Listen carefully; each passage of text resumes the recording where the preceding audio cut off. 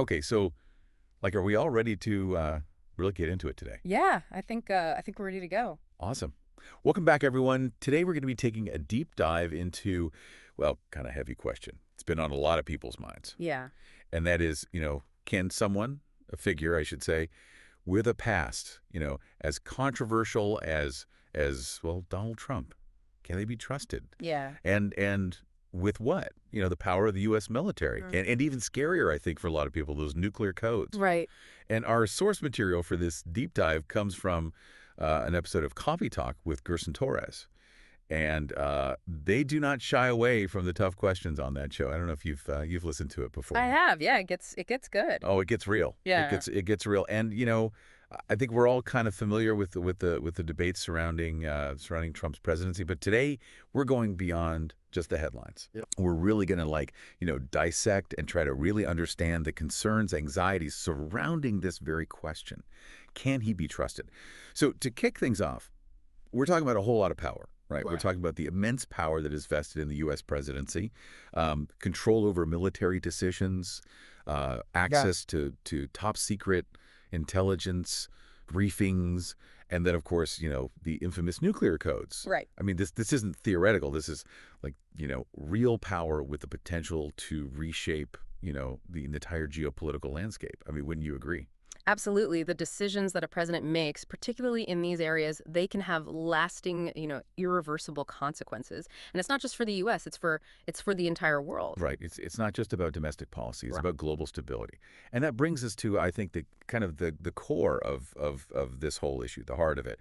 What makes this presidency different? Why is this question of trust so charged when it comes to, to Donald Trump? Yeah. Yeah. And in this Coffee Talk episode, Gersson Torres, he really highlights three major areas of concern, right? The first, and maybe the most pressing, is this issue of national security and secrets.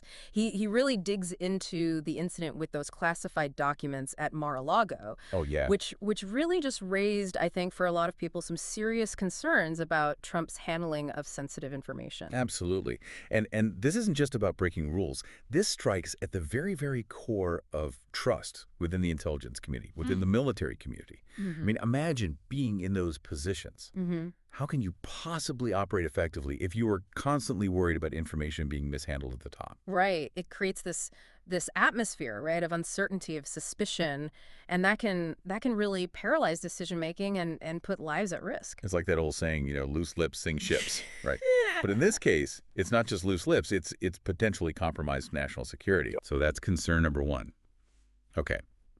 National security and the potential mishandling of sensitive information. Now, the second concern revolves around, the potential conflict between personal interests and national interests. Right.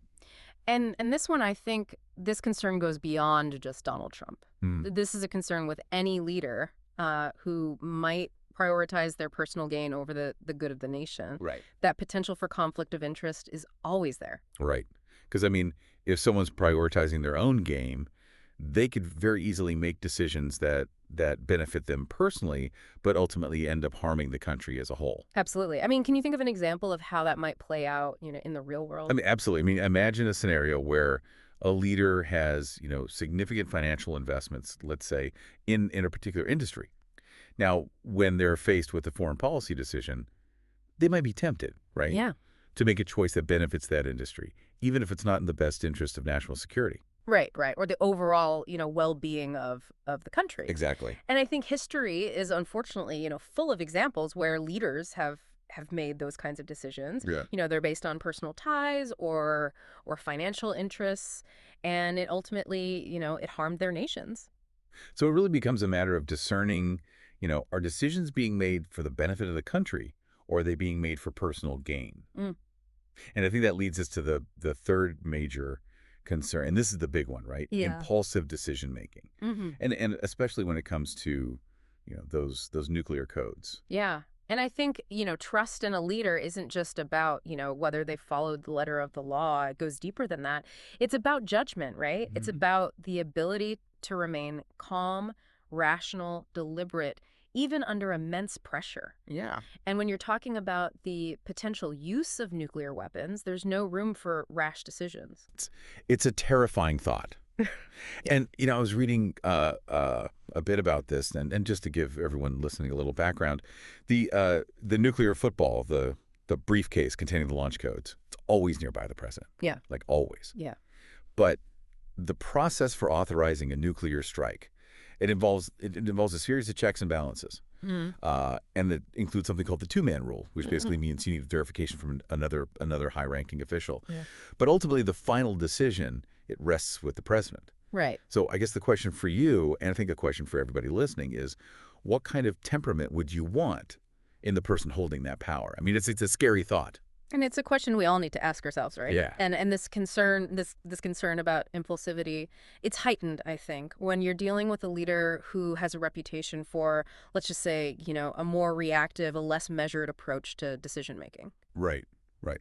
So just to kind of recap here, we've got these three major concerns, right? Yeah. The potential mishandling of national security secrets, the risk of personal interests overriding national interests, and then, of course, the fear of impulsive decision-making, especially when it comes to nuclear weapons.